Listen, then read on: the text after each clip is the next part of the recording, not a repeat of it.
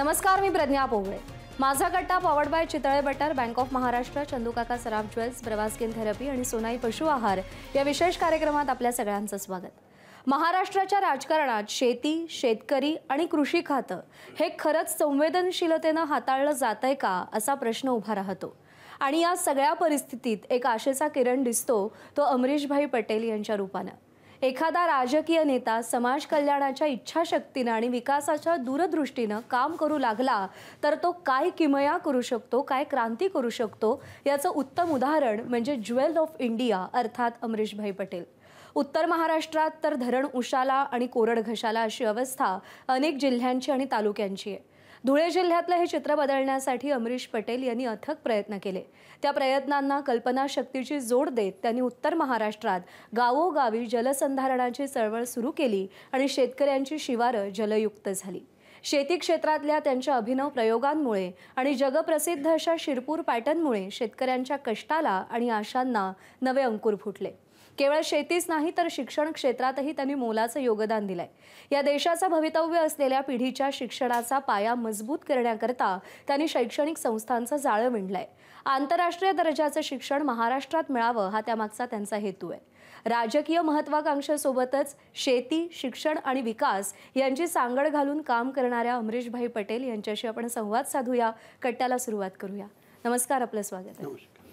अमरीशभाई, एक तर तुमच्या मुलाखती बहुधा फार होत नाहीत. तुम्ही फार प्रसिद्धीपासून लांब राहता आणि ते करत असतानाच म्हणजे तुम्ही जे काम शिरपूर पॅटर्नमुळं महाराष्ट्राच्या नजरेत आधी भरलं आणि नंतर ते देशामध्ये चर्चेचा विषय झाला. शिरपूर पॅटर्नच नंतर जलयुक्त शिवार झालं आणि महाराष्ट्रामध्ये हजारो गावांमध्ये त्याचे जे काही फायदे आहेत ते पाहायला मिळाले. पण फक्त पाणी अडवून प्रश्न सुटत नाही, नंतर त्या पाण्याचा कसा वापर केला जातो हेही फार महत्त्वाचं असतं. तर तुम्ही आता एकतर आधी पाणी अडवलं आणि आता त्या पाण्याचा चांगला वापर होऊन शेतीचे पिकांचे पॅटर्न बदलण्यापासून ते अनेक गोष्टी त्या बाबतीत केल्या आहेत. त्यामुळं त्याच्याहीबद्दल तुमच्याशी आज बोलायला आम्हाला आवडेल. त्याबरोबरच NMIMS सारखी म्हणजे IIMच्या तोडीची एक संस्था आज तुम्ही बघताय. एकीकडं शेती, दुसरीकडं शिक्षण आणि त्याच्याबरोबर तिसरीकडं आरोग्य आणि ग्रामीण महाराष्ट्राचे प्रश्न, अशा वेगवेगळ्या पातळ्यांवर तुम्ही काम करताय. मुळामध्ये जलयुक्त शिवार राज्य झालं, जो पूर्वी शिरपूर पॅटर्न होता,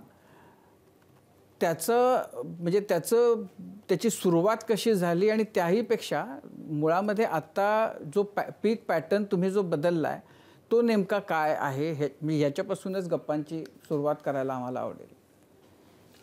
काय झालं की 1985मध्ये मी म्युन्सिपाल्टीचा प्रेसिडेंट झालो आणि त्यानंतर 90ला MLA झालो.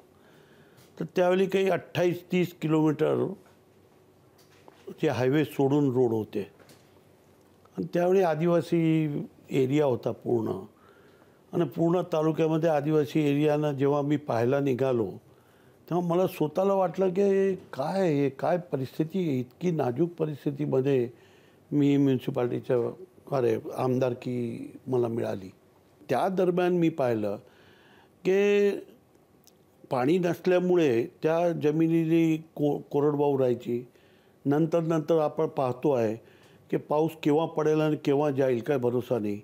पूर्वी 7 दिवस पाऊस राहायचा, मग तो खेतीवाला आपला पेरणी करायचा, मग नंतर त्याला वेगवेगळे पीक घ्यायचं. पण अलीकडे काय व्हायला लागलं की पाणी पडलं का 15 दिवस पाणी येत नाही आणि आला तर 7 दिवसामध्ये 50% 20% पाणी पडून जायचं. मग परत दुसरा याच्यामध्ये 30-40% पडून बंद होऊन जायचं. तर ते पीक यायचे नाही आणि लोक फार परेशान होते. आणि त्यावेळी मला खानापूरकर म्हणून एक जिल्हा परिषदमध्ये होते, ते भेटले. तर मी त्यांना सांगितलं आपण काहीतरी याच्यामध्ये, मला त्यांनी जागाही दाखवली. जागा पाहून मला फार विश्वास बसला, काहीतरी आपण पाणीसाठी काम करू शकू. आणि त्यांना मी ते आणलं आणि आम्ही वेगवेगळे धरण बनवायची सुरुवात केली. त्यानंतर आज आम्ही 450 धरण मी बनवले आणि करीबन 1,00,000 एकर जमीन नॉन इरिगेटेड करून टाकली आणि त्याच्याने आता बदल घडत आहे. आता माझा तर काही काही गोष्टीवर विश्वास नाही आहे, पण आता गव्हर्नमेंट जसे काम करते, आपण एक धरण बनवतो आणि ते धरण बनवल्यानंतर जेव्हा पाऊस येतो तेव्हा ते धरण भरलं का लोकांना पाणी जातं. 15-15 दिवसाने त्यांना पीकला पाणी मिळतो. फक्त ते पीकला पाणी मिळतो. पण उद्या दुष्काळ आला तर जमीनचे आत पाणी जात नाही, जमीनचे पाणी आपण काढून घेतो आणि असंच प्रकारे सगळीकडे चाललं आहे. तर माझा तर बेसिक अनुभव असा आहे की जे तालुक्यामध्ये पाणी पडतं आहे ते कमीत कमी आपलं याच्यामध्ये जमिनीमध्ये जायला पाहिजे. आज आपल्याला पटणार नाही, मी 700 फूटच्या ॲव्हरेज पाणी मी कमीत कमी 200 फूटवर घेऊन आलो आणि कमीत कमी 20 फुटावर घेऊन आलो.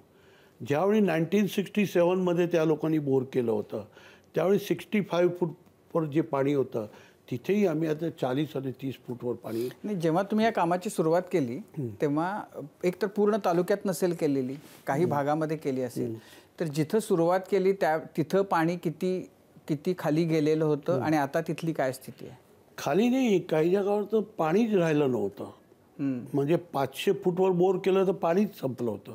जे 67मध्ये 65 असेल या 70 असेल. तर मी ज्यावेळी 2002मध्ये सुरुवात केली तर कितीतरी हजारो एकरमध्ये पाणी गायब होऊन गेलं होतं आणि होता तर थोडाफार असा पाणी होता आणि लोकांना पीक टाकायला ते विचार करायचे. त्यावेळी आमच्या जमान्यामध्ये 2-4 हजार एकर केळी पिकायची, कारण केळीला पाणी फार लागतं. आज आपल्याला पटणार नाही, आमच्याकडे 1 करोड झाड केळीचे आहे. रेव्होल्युशन होऊन गेलं आणि मागच्या 3 वर्षामध्ये लोकांनी 20 लाखपासून तर 4 कोटी रुपयेपर्यंत कमवणारे आमच्याकडे शेतकरी होऊन गेले आणि यावर्षी बी 1 कोटी झाड आमच्याकडे आहे. 1 कोटी झाड म्हणजे साधारण किती एरिया त्याच्यामध्ये? समजा की हजारो एकर. 1 एकरमध्ये 3-4 हजार झाड येतात. हजारो एकर आता लागवड चालू झाली. आणि दुसरी त्याच्यामध्ये असं आहे की ते पूर्वी तर दिल्लीला पाठवायचे, मग श्रीनगरला आता 1 नंबर आमच्या शिरपूरचं नाव आहे, ते सोडून आता लोक एक्सपोर्ट करायला लागले. आणि एक जमान्यामध्ये 500 रुपये केळी विकली जायची आणि त्याचा खर्च होता 3000 रुपये क्विंटलच्या. आता साहेब लास्ट 3-4 वर्षामध्ये परिस्थिती अशी झाली की 3000 रुपये क्विंटलपासून तर 1200 रुपये क्विंटलपर्यंत त्यांना पैसे मिळायला लागले. आणि 30 लाख, 40 लाख, 1 करोड, 2 करोड, 3-3 करोड रुपये कमवणारे शेतकरी आमच्याकडे तयार झाले आणि ते एक टाईपचं रेव्होल्युशन तयार झालं. आणि माझ्या मनामध्ये एक होतं की त्यांच्याकडे शेतकरीला काय पाहिजे, तर ग्रामीण भागामध्ये त्याची जमीनमध्ये पाणी पाहिजे. कारण पावसाचा आता भरोसा राहिला नाही, एकदा पडतील तर 5 इंच पडून जातील आणि नाही पडणार तर 10 mm बी पडणार नाही. आणि त्यामुळे त्यांच्या जो शेतीला जे पाणी पाहिजे ते टाईम टू टाईम मिळत नव्हतं. आणि त्यामुळे आता आम्ही 3 टाईम पाणी देऊ शकू, 12 महिने पाणी देऊ शकू अशी लाखभर हेक्टर जमीन, एकर जमीन पाणी खाली येऊन गेली. आणि मी 450 धरण बनवले. महाराष्ट्रात कोणाकडेही इतके 1 करोडपासून ते 175 करोड लिटर थांबू शकेल असे धरण मी बनवले. आणि 175 कोटीचा प्रश्न नाही आहे. पहिले 7 दिवस पाणी येईल, 175चं धरण भरून गेला, मग नंतर तो खाली होतो, मग नंतर आणखी त्याच्यामध्ये 50 कोटी परत सेकंड टाईममध्ये भरतो, परत तो खाली होतो, परत 25 कोटी भरतो आणि मग लास्टमध्ये आणखी फुल भरून देतो. त्यामुळे कमीत कमी एका डॅममध्ये 100 कोटी लिटरचा असला तर तो 300 कोटी लिटर पाणी नीचे उतरवतो आणि उचलणारा तितकं पाणी उचलत नाही. त्यामुळे 700, 800, 1000 फूटच्या पाणी जिथे पाणीच संपलं होतं तिथे काही जागा 20 फूट, 50 फूट, 70 फूट, 100 फूट पाणी येऊन गेलं. आणि माझा एक ग्रामीण भागाच्या विकासाचा एक माझी स्वतःची कल्पना आहे, ते थोडंसं आपण समजून घ्या. रोड आहे, पूल आहे, ते तर होत राहील आणि ते होतात. ते कोणी MLA करू शकतो आणि सरकार बी करू शकते. पण माझी 5 चीजवर लक्ष घालायला पाहिजे. रुरल डेव्हलपमेंट जर करायचं असेल गरीब माणसाचं जीवन बदलायचं असेल तर पहिला त्याची जमीनमध्ये पाणी यायला पाहिजे, दुसरा त्याची मुलं चांगलं एज्युकेशन करायला पाहिजे. आणि त्याच्यामध्ये मी फार मोठा परिवर्तन आणलं आहे. महाराष्ट्रात नाही पण देशामध्ये माझ्यासारखा तालुका मी असं मानतो एखाद दोन असेल तर असेल. कारण माझ्याकडे 72,000 वस्तीचं गाव आहे आणि 44,000 मुलं शिकत आहेत. आणि तुम्ही त्याची कल्पना करा की तितकी राहण्याची व्यवस्था नाही आहे, पण लोकांनी स्वतः घर बनवून दिले. उपर त्यांनी 5 रूम ठेवलेले आहे. मी 1,000 रूम मुलांची आणि 1,000 मुलींची मी हॉस्टेल बनवून ठेवलेली आहे. आणि हजारो लोकांनी स्वतःचे वर 4 रूम 5 रूम बनवलेले. एकमध्ये कमीत कमी 1,500 आणि जास्त जास्त 2,000 रुपये एक मुलाला राहायला करतात. आणि कमीत कमी 10, 15, 20 मुलं ठेवले तर 80,000 लाख रुपये मिळतात.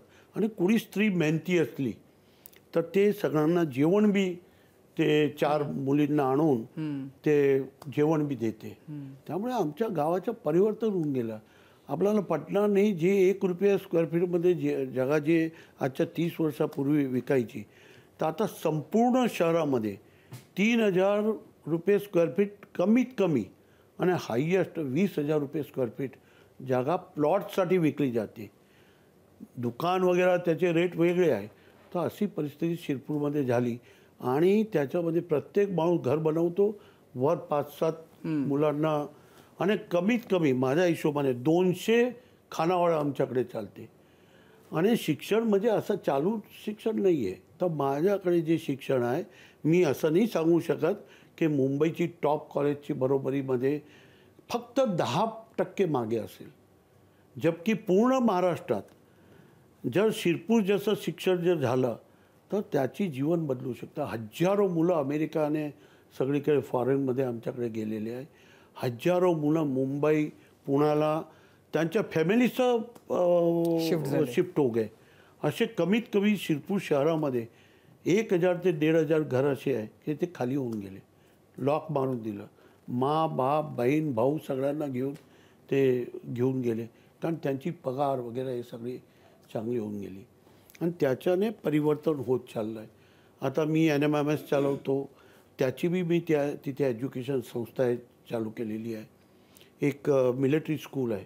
साहेब हा महाराष्ट्रात कोणी करत नाही हे मी आपल्याला सांगतो की मी तिथे करीबन 45 मुलं आदिवासी घेतो, 20 मुलं ओपनचे घेतो, 10 शेड्यूल कास्ट घेतो आणि 75 मुलांना मी 8वीपासून तिथे घेऊन गेलेलो आहे रेसिडेन्शियल.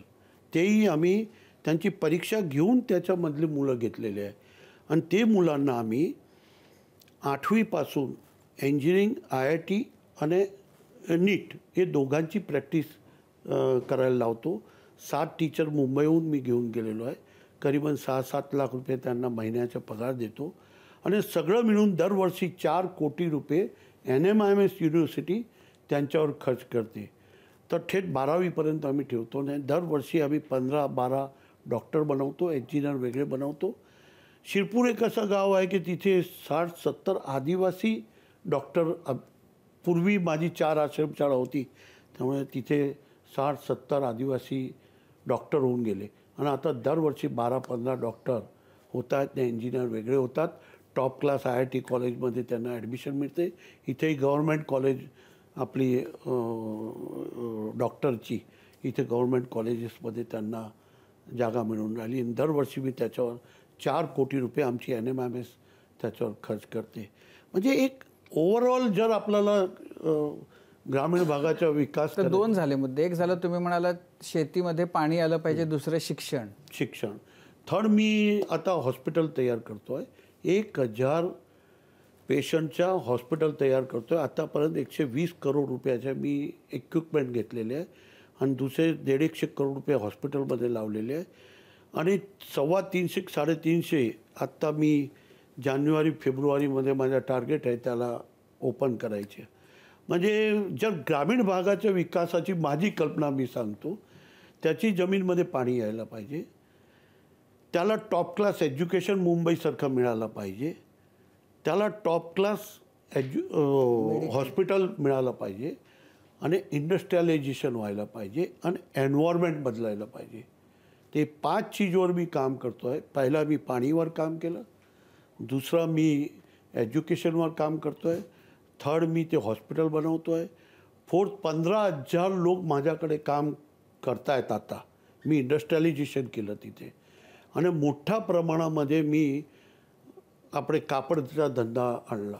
रोज 1 करोड मीटर मी कापड बनवतो आणि त्याच्यामधून 1 लाख मीटर मी त्याला कलर करतो. म्हणजे दुनियातली नंबर 1ची मशीने माझ्याकडे आज आहे. जे मी आता सगळी जी मशीने आणलेली आहे सगळी जपान, जर्मनी आणि तिकडची मशीने. दुनियामध्ये मी म्हणतो इंडियामध्ये प्रायव्हेट कोई कंपनी असेल त्याच्यापेक्षाही शायद काही गोष्टीमध्ये मी वर आहे. ते माझ्या ज्याच्यामध्ये मोठे मोठे नाव आपण घ्या त्या लोकांची बरोबरीमध्ये एक इन्स्टिट्यूशन हे फॅक्टरीज तयार करी. चौथा मी असं म्हणतो की मी तुम्हाला सांगितलं की चौथं इंडस्ट्री झालं, 5वं एन्व्हायरमेंट. 5वा एन्व्हायरमेंटमध्ये मी 6 लाख आतापर्यंत झाड लावलेले आहे आणि चालू जे दरवर्षी मी झाड लावायचं, कारण सगळे झाड कापून टाकले. ते एन्व्हायरमेंटमध्ये मी माझं लक्ष आहे. म्हणजे पहिला आहे त्याची जमीनमध्ये पाणी, दुसरं आहे त्याला टॉप क्लास एज्युकेशन, थर्ड आहे त्याला एम्प्लॉयमेंट, फोर्थ आहे त्याला हॉस्पिटलद्वारे त्यांना हे करायचं आणि 5वं आहे एन्व्हायरमेंट. याच्या 5 चीजवर ग्रामीण जीवनामध्ये जर विकास करायचा असेल तर ते करायला पाहिजे असं माझं प्रामाणिक मत आहे. आणि ते प्रामाणिक जर ज्यांनी काम केलं त्याला निवडायची काही अडचण नाही आहे. पण मी तुमच्याबद्दलचं जेव्हा वाचत होतो म्हणजे एक तर तुमचा जन्म उज्जैनचा, पण तुमचं कुटुंब मग शिरपूरला कसं आलं? सर काय होतं की उज्जैनमध्ये माझे काका राहायचे आणि त्यावेळी शिक्षण नव्हतं. तुमचं कुटुंब आहे मूळचं कुठलं? गुजरातमधलं? गुजरातमध्ये आनंदचं आहे. आणि तुमचं आणि वल्लभभाई पटेलांचं नातं आहे. काय नातं? सरदार पटेल माझे दादा लागतात. कसे की सरदार पटेलला 5 भाऊ होते आणि आखरी भाऊ जो काशीभाई होते त्यांची मुलगी ही माझी माँ आहे. म्हणजे त्यांची भाची माझी सख्खी माँ आहे. आणि त्यामुळे माझ्या भावाची मुलगी पुतणी. आणि माझी दादी जी होती ते फार कमी वयामध्ये विडो झाल्या, 32 वर्षाच्या वयामध्ये. तर माझे वडील आणि 3 भाऊ होते आणि 1 बहीण होती. तर सगळ्यांना घेऊन ते सरदार वल्लभभाई पटेलच्या घरीच राहिले. ते DN हायस्कूल म्हणून तिथे 11वीपर्यंत शिकले. आणि मग जसे सरदार गेले मग ते परत आमचे जे दादा होते जे बिझनेसमॅन होते त्यांचे भाऊ जे होते ते मोठे मोठे रेल्वेचे कॉन्ट्रॅक्ट घ्यायचे, ते इंदोरला राहायचे. मग उज्जैनला त्यांनी पार्टनरशिपमध्ये स्वतःची जे कमवलेलं होतं त्याच्यामधून 1 दिले मला. माझ्या वडील शिरपूरला आले, माझे काका भते तिथे गेले आणि तिथे आम्ही सगळे शिकायला जागा नव्हती शिरपूरला, त्यामुळे आम्ही उज्जैनला शिकलो. ते माझ्या काकाकडे शिकलो. अमरीशजी, तुम्ही जे सांगताय ते ऐकताना थक्क व्हायला होत आहे. जितकं काम तुम्ही शिरपूरमध्ये केलं आहे, तुम्ही स्वतः आमदार होते त्यामुळे राजकीय इच्छाशक्ती होतीच. पण मग अडचणी काय आल्या? मुंबईहून तिथपर्यंत पैसा पोचणं, नंतर ज्या काय त्या फायलींमध्ये कामं अडकतात वगैरे, ह्या सगळ्यांवर तुम्हालाही मात करावी लागलीच असेल. थोडाफार झालं, कारण काय आहे की माझे संबंध सगळ्यांशी चांगले राहिले आणि सगळ्यांनी एक गोष्ट मान्य केली होती की चांगल्यासाठी करतो आहे. आता हे ऑफ द रेकॉर्ड बोलतो, आता तुम्ही काही रेकॉर्ड करू नका असं माझं मत आहे, पण ते ऑफ द रेकॉर्ड बोलतो. माझ्या जीवनात 5 रुपये मी कोणाकडून घेतले नाही. मी बिझनेसमध्ये कमवले आणि त्याच्यावर सामाजिक काम केलं मी. त्यामुळे प्रत्येक मिनिस्टर असो, कोणी असो, आज बी CM असो, ते सगळ्यांनी मला सामाजिक काममध्ये फार मदत केली आणि त्यामुळे माझं काम वाढत गेलं. बिझनेसमधून मी इन्व्हेस्टमेंट केलं, मी पैसे दिले, मी मोठा इन्फ्रास्ट्रक्चर तयार केलेला. आज माझ्याकडे करीबन 15-16 पॉकलेन आहे स्वतःचे, 20-25 गाड्या आहे, ते 25-25 टनची आहे. आणि ते आम्ही स्वतः 10 लाख रुपयाचं धरण असलं तर आम्ही 10-1 लाख रुपये आम्ही टाकतो आणि त्याला मोठं धरण करतो. आणि त्याच्यामध्ये हे सगळी जे पैसे आहे ते आम्ही वेगवेगळे धोरणमधून पैसे देतो आणि हे सगळे धरण उभे केले मी. अमरीशभाई, मला म्हणजे शेतीबद्दल तुम्हाला विचारायचं आहे, पण आता तुम्ही हा राजकारणाचा विषय घेतला म्हणून आधी त्याच्याबद्दल विचारून घेतो. तुम्ही शिरपूरचे अनभिषिक्त सम्राट आहात, हे सिद्ध झालं आहे. 4 वेळा तुम्ही आमदार, 4 वेळा पावराजी आमदार, तुम्ही ज्यांना सांगितलं ते. इतका मोठा मताधिक्य वाढत कसं गेलं हे पण तुम्ही सांगितलं. पण हा जो शिरपूर पॅटर्न आहे राजकारणाचा, हा जिल्हा पातळीवर पण का नाही जाऊ शकला? तुम्ही खासदारकीला 2 वेळा पराभूत झालातच ना. मग बाकीच्या तालुक्यांना, धुळे जिल्ह्याला असं का नाही वाटलं की हा इतका भारी माणूस हा आपला खासदार व्हायला पाहिजे, आपल्या जिल्ह्याचं पण कल्याण होईल? ते साहेब, ते लोकांनी काही कमी नाही केलं. कारण काय, माझा मतदारसंघ नव्हता ज्यावेळी मी लोकसभामध्ये उभा राहिलो. माझा मतदारसंघ सोडून मी उभा राहिलो, तरी मी त्यावेळी 18,000 मताने पडलो, म्हणजे कुल 9,000 मताने पडलो. त्यामुळे लोकांनी मला भरघोस वोट दिले. जे समजत होते, ज्यांना असं वाटत होतं की हे आलं तर आपला तालुक्याचाही विकास होईल, आपल्या शहराचाही विकास होईल. पण काही लोक असतात ते त्यावेळी काय विचार केलं, जातपात हे बी, माझं तर जातच नव्हती, त्यामुळे तोही मला एक फटका होता. कारण करीबन समजा 5 लाखचे वर या 7 लाखचे वर मराठा समाजाचा मोठा वोटिंग होता, आणि त्यामुळे मराठा समाजाच्या माझ्यासमोर उभा होता. त्यामुळे पण बाकी लोकांनी वोट दिलेच, त्यांनीही दिले. पण काय होतं असं एक काय माणूस, कारण मला ओळखत नव्हते. नाही, पण तुमचा पॅटर्न तर माहिती होता ना. हा, म्हणजे ते याचा माहित अर्थ म्हणजे हे एक काय म्हणूया त्याला की दुर्दैवी भागच आहे ना हा, की जातपात चालतच ना. लोकांना माहिती आहे की हे इतकं भारी काम आहे, हे शाश्वत काम आहे, पाण्याचं काम आहे, शेती बदलली, शेतकऱ्याचं जीवन बदललं, आदिवासींचं जीवन बदललं, तरी पण लोकांनी काय प्रिफर केलं तर जात पात, धर्म, पैसा, बाकीच्या ज्या काही गोष्टी असेल. असं नाही वाटत तुम्हाला? नाही साहेब, काय झालं की माझा तालुका नव्हता आणि मी परका तालुक्यामध्ये उभं राहून गेलो. तर परका तालुक्याच्याही लोकांना वाटलं असेल की भाई जे नेता होते, अरे आपल्याला तिकीट मिळायला पाहिजे होती, हे कुठे आपल्या समोर येऊन गेला, असं एक छोटासा. पण मला त्याच्याने एक आनंद आहे की मी एक तालुक्याला जबरदस्त डेव्हलप करू शकलो. नाही तर मी जर 7 तालुक्यामध्ये गेलो असतो तर शायद माझा तालुका इतकं डेव्हलप झाला नसता आणि मी एक नवीन विचार देऊ शकलो नसतो. हा शिरपूर पॅटर्न जो आहे तो बाकीच्या आमदार का राबवू शकत नाहीत? सरांनी जे तुम्हाला विचारलं, हे रेप्लिकेट का नाही होऊ शकलं? पुन्हा एकच राळीगणसिद्धी, एकच हिवरे बाजार, एकच शिरपूर किंवा शिरपूर पॅटर्न असं का होतं? आणि आमदार आहेत 288 आमदार आहेत, 288 लोक त्यांच्या विरोधात उभा असतात, म्हणजे पक्षाचे प्रत्येक. तर ही लोक मिळून असं काही आपण एक जी अमाऊंट येते, जो निधी येतो समजा आमदारकीसाठीचा, तर ती एक सर्टन अमाऊंट या पॅटर्नसाठी, पाण्यासाठी आपण वेगळी ठेवू शकतो, असा काही विचार करू शकतील असं लोक नाही आहेत का आज तुमच्यासोबत? साहेब, एक मी माझा उदाहरण देतो की मी तर एक गुजराती एकदम 10 वोटचा मालिक आहे. माझं असं मत आहे की जितके आमदार उभे राहतात आणि जे राजकारणामध्ये काम करतात, त्यांनी जर शिरपूर येऊन शिरपूर टाईपच्या पॅटर्नने काम केलं, माझं असं स्पष्ट मत आहे, कोणीच त्याला पाडू शकत नाही. आता त्यांनी स्वतःच्या मनामध्ये असायला पाहिजे, त्याची इच्छाशक्ती असायला पाहिजे, आणि ती इच्छाशक्तीची कमी आहे असं मला वाटतंय. मला एक असं आठवतं की तुम्ही शिरपूरमध्ये सोन्याची रिफायनरी केली होतीत ना, त्याचं काय झालं? ते माझा ब्रदर होता, मुकेशभाई, आपण ओळखतात त्यांना. तर त्यांनी त्याचा ड्रीम प्रोजेक्ट होता. मग 2002ला ते वारले आणि माझ्या बसची गोष्ट नव्हती. त्यामुळे आमचे पार्टनर होते सुभाषजी, ज्यांनी GTV वाले, त्यांनी 40% इन्व्हेस्टमेंट त्यांनी बी केलं होतं. मग मी त्यांना सोपून दिलं. पण तिथं गोल्ड रिफायनरी म्हणजे तिथं काय व्हायचं? नाही साहेब, आपण तिथून 72 याचा गोल्ड आणायचे रॉ आणि त्याला 99 बनवायचे. असं काही मोठी हे नव्हती, पण प्रोजेक्ट एकदम चांगला होता. पण माझ्या बसची गोष्ट नव्हती आणि त्यामुळे मी काही. पण माझ्या बसची म्हणजे तुम्हाला काय अवघड आहे?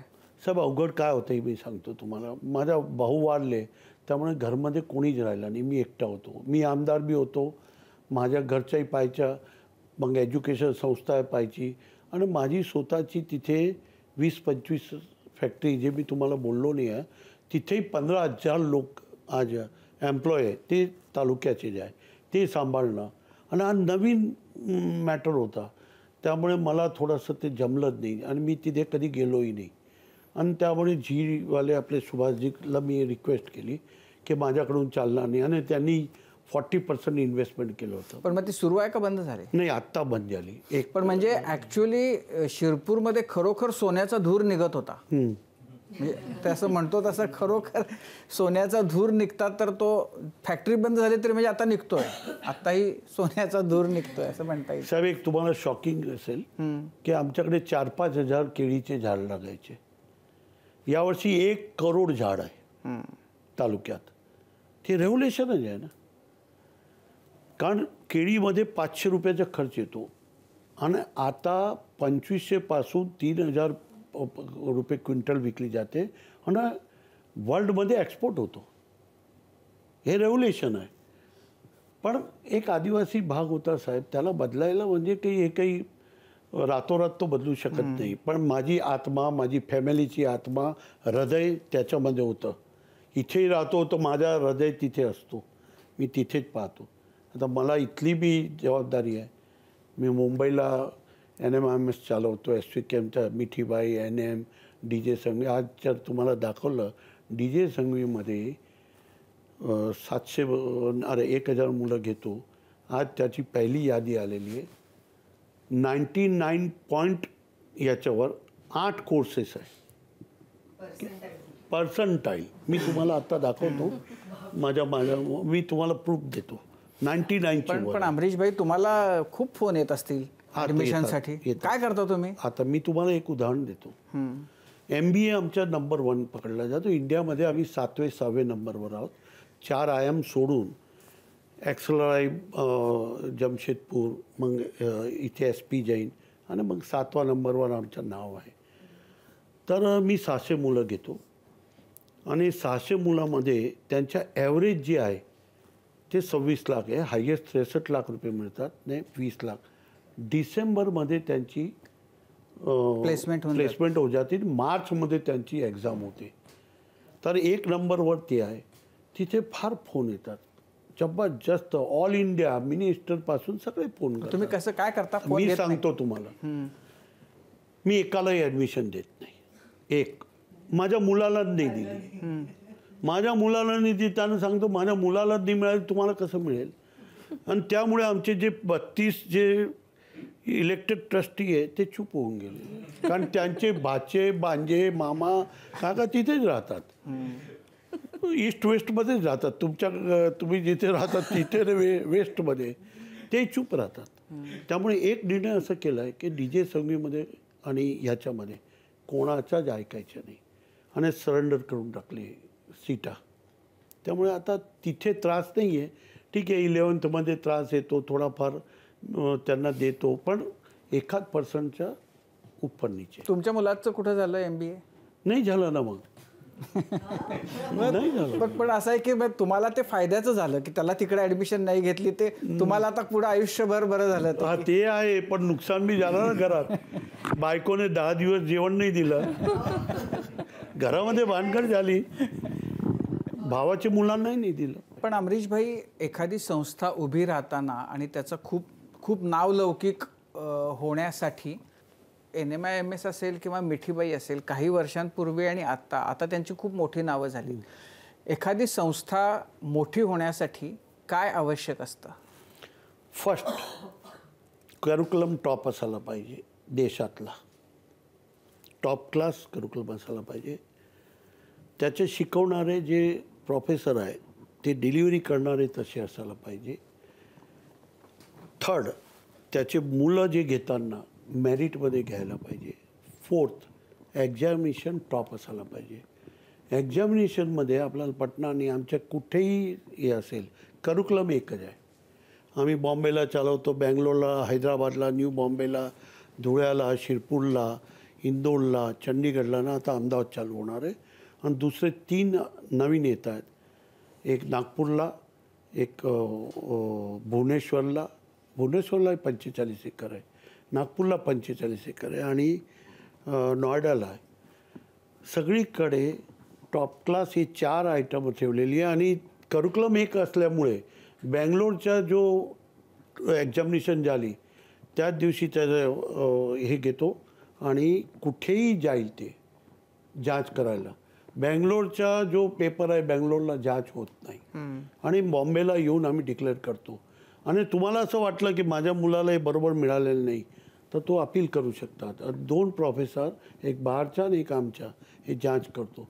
ट्रान्सपरन्सी आणलेली ही इतकं आणा काही कोणालाही गरज नाही, त्याचं नाव होऊन जाईल. सर, हे जे तुम्ही सांगताय त्यामुळे तुम्हाला असं वाटतं का की देशातल्या शिक्षण पद्धतीत पण बदल होण्याची गरज आहे? 100% बदल व्हायला जरूरत आहे. कारण मी सांगतो की युनिव्हर्सिटीमध्ये जे आजकाल चालू आहे ते ग्रामीण भागाने हे एक होतात आणि त्यामुळे युनिव्हर्सिटीमध्ये करिक्युलम बदलायला फार विरोध होतो. आता जग कुठे चाललं आहे आणि मी जगच्या 20 वर्ष मागे राहील तर मी कोणाचं नुकसान करतो आहे? ते इथला राहणारा मुलाचं नुकसान करतो आहे. 2च जागा अशी आहे, दिल्ली आणि चेन्नई, की ज्यांची करिक्युलम टॉप क्लास आहे. का आहे? कारण ते फक्त त्यांच्यासाठी आहे. मुंबईचं तसं नाही. मुंबईच्या युनिव्हर्सिटी थेट सिंधूरपर्यंत आहे. आता 900,000 कॉलेजेस आहे तर त्याला बदलायला पाहिजे. आम्ही सगळ्यांना सांगतो की भाई याची 2-3 युनिव्हर्सिटी करून टाका आणि मुंबईला सेपरेट करा. कारण मुंबईचं वातावरण कॉस्मोपॉलिटन आहे. इथली बदल करायला पाहिजे. आणि तुम्ही 1948च्या शिकवणार तर काय फायदा होणार आहे? त्या मुलाचं तुम्ही मर्डर करतायत असं माझं स्पष्ट म्हणणं आहे. सर, खरं तर आपण आता एज्युकेशनबद्दल बोलतोय तर त्याचाही एक प्रश्न आहे आणि जलयुक्त शिवारबद्दलही आहे.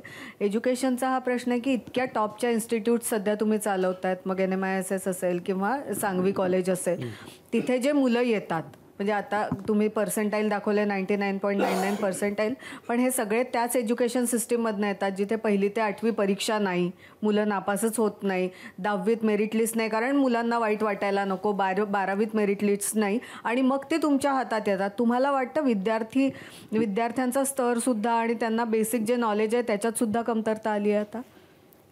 थोडीफार तर आली आहे, 10-20% तर आहे, ते तर खरं आहे. पण फोकस आहे. हे जे मुलं आहेत ते सगळे फोकस येतात की मला काहीतरी जिंदगी. गरीब मुलं आहेत, तुम्ही एक दिवस या, मी तुम्हाला दाखवतो. सामान्य घरचे सगळे जे मुलं आहे ना, पैसेवाल्यांची मुलं नाही आहे. 90% हे फोकस मुलं आहे की मला जीवनामध्ये काहीतरी बनायचं आहे. आम्ही बी जेव्हा आमदारपर्यंत गेलो, मी तर एक गुजराती फॅमिलीचा व्यापारी माणूस. मी विचार केला की मला काहीतरी समाजाला करायचं आहे. मी फोकस होतो आणि आज बी फोकस आहे. मी 73 इयर्सचा झालो पण मी आजही फोकस आहे की लास्ट माणसाचं जीवन बदलायचं आहे. तर फोकस राहिलं तर सगळं मिळू शकतं. आणि दुसरा प्रश्न हा होता सर की जलयुक्त शिवार म्हणजे जेव्हापासून देवेंद्र फडणवीस मुख्यमंत्री झाले त्यांचं ते ड्रीम प्रोजेक्ट आहे. जलयुक्त शिवारचा प्रयोग सगळीकडे केला गेला, मग मध्यंतरी ती योजना बंद झाली.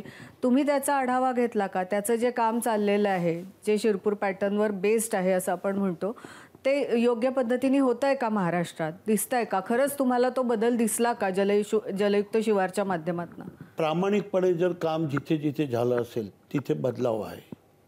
पण जर प्रामाणिकपणाने तिथला आमदार म्हणो या तिथले ऑफिसर म्हणा ते जर करत नसेल तर मग नाही होणार. पण प्रामाणिकपणे जर काम केलं तर मी जेव्हा उदाहरण केलं आहे तर बाकी लोकांनी करायला पाहिजे असं माझं मत आहे. बघा, मी परत बोलतो की 5 विषय जे मी सांगितले ते जर ग्रामीण भागामध्ये कुठलाही आमदारने केले तर मी एक मताचा आहे की तिथे तो कधी पडूच शकत नाही. सर, शिरपूरसाठी तुम्ही शेती, शिक्षण, आरोग्य, रस्ते आता काय करायचं राहिले?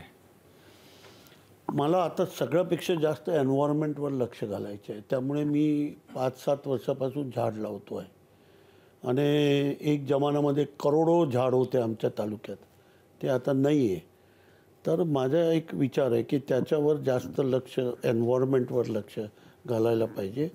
आणि मेन जे आपला हे आहे जे दवाखाना आहे, हॉस्पिटल आहे, त्याच्यावर लक्ष घालायचे. 2 गोष्टीवर मी थ्रस्ट करणार आहे. एज्युकेशनवर तो करतो आहे, बाकी बी करतो आहे, पण याच्यावर मला लक्ष घालायचे. पण एकीकडे तुम्ही इंडस्ट्रियलायझेशनबद्दल बोलताय. इंडस्ट्रियलायझेशन आणि एन्व्हायरमेंट हे एका वेळी कसं साधू शकता? होऊ शकतं. आता या तुम्ही एकदा आमच्याकडे सगळं एकदम आम्ही तिथे झाड बी लावलेले आहे, तिथे एन्व्हायरमेंटचं जे बी पाणी बाहेर निघतं ते एकदम वर्ल्ड क्लास ही सिस्टम तयार केलेली आहे. सगळं होऊ शकतं. त्याच्या हृदयमध्ये असायला पाहिजे की मला असं करायचं आहे, तर सगळं जीवनामध्ये सगळंच होऊ शकतं. पण अमरीशभाई हे सगळं करताना गुजराती कुटुंबातला असल्याचा तुम्हाला खूप फायदा झाला आणि खूप त्याचं काही वेळेला नुकसानही होत असेल. फायदा झाला का नुकसान झालं तुम्ही गुजराती असल्याचा? नाही, मी तर ते त्या तरफ पाहिलंच नाही कधी. मी स्वतःला आज बी महाराष्ट्राने मानतो. पण समजा तुम्ही गुजराती कुटुंबातले नसता तर तुम्हाला काय फायदा झाला असता किंवा काय आता काय जर मराठी म्हणजे गुजराती कुटुंबातले नसता तर काय फायदा झाला असता? त्यामुळे तसं तर मला कधी हा विचार कधी केला नाही. पण मी स्वतःला महाराष्ट्रामध्ये इतक्या वर्षापासून राहतो, मी स्वतःला महाराष्ट्रीयन मानतो. आणि मी माझ्या गावामध्ये जाऊन करू शकलो असतो. माझी गावामध्ये एज्युकेशन संस्था काढू शकलो असतो गुजरातच्या. मी नाही गेलो कारण माझ्या इथल्या माणसावर ध्यान आहे, माझ्या शिरपूरच्या महाराष्ट्रीयन माणसावर. म्हणजे मी स्वतःच महाराष्ट्रीयन, तर मी त्याच्यावरच माझं लक्ष आहे. मुंबईला आहे, मी का जाऊन ते माझं गाव जिथे आहे सोजित्रा म्हणून गाव आहे आनंदच्या जवळ, तिथेही करू शकलो असतो. पण मी म्हणतो माझा काही संबंध नाही आहे. ज्या माणसाने मला मोठं केलं, ज्या लोकांनी मला माझ्यावर विश्वास ठेवला, त्या लोकांसाठी करायचे. सध्या जर विचार केला तर शेती, आरोग्य, शिक्षण आणि उद्योग हे 4 महत्त्वाचे स्तंभ आहेत ज्यावर राज्याची प्रगती अवलंबून असते. एन्व्हायरमेंट अर्थात. पण सध्या याच क्षेत्रांमध्ये काहीसा अनागोंदी कारभार निर्माण झालाय का असा प्रश्न आम्हा सगळ्यांना पडतो. आणि अशा ह्याच्यामध्ये ह्याच क्षेत्रांमध्ये जास्त काम तुम्ही करताय, आदर्श काम तुम्ही करताय, त्यामुळे राज्यातल्या राजकारण्यांनी एक आदर्श तुमचा समोर ठेवून तो कित्ता गिरवला तर महाराष्ट्राचं भवितव्य निश्चित उज्ज्वल होईल. कृषीमूलम जगत सर्वम म्हणजे कृषी हेच जगण्याचं आणि जगाचं मूल आहे असं मानून तुम्ही जे काम करताय ते काम असंच अविरत पुढे चालू राहू दे आणि संपूर्ण महाराष्ट्र शिरपूरप्रमाणे समृद्ध होऊ दे, हिरवागार होऊ दे अशी अपेक्षा व्यक्त करते. आज कट्ट्यावर आलात त्याबद्दल मनापासून आभार. थँक्यू. आणि यासोबतच माझा कट्टा powered by Chitale butter, bank of Maharashtra, चंदूकाका Saraf jewels, Barva skin therapy आणि सोनाई पशु आहार या विशेष कार्यक्रमात आत्ता इथेच थांबूया. प्रत्येक बातमीच्या अपडेट्ससाठी पाहत रहा एबीपी माझा.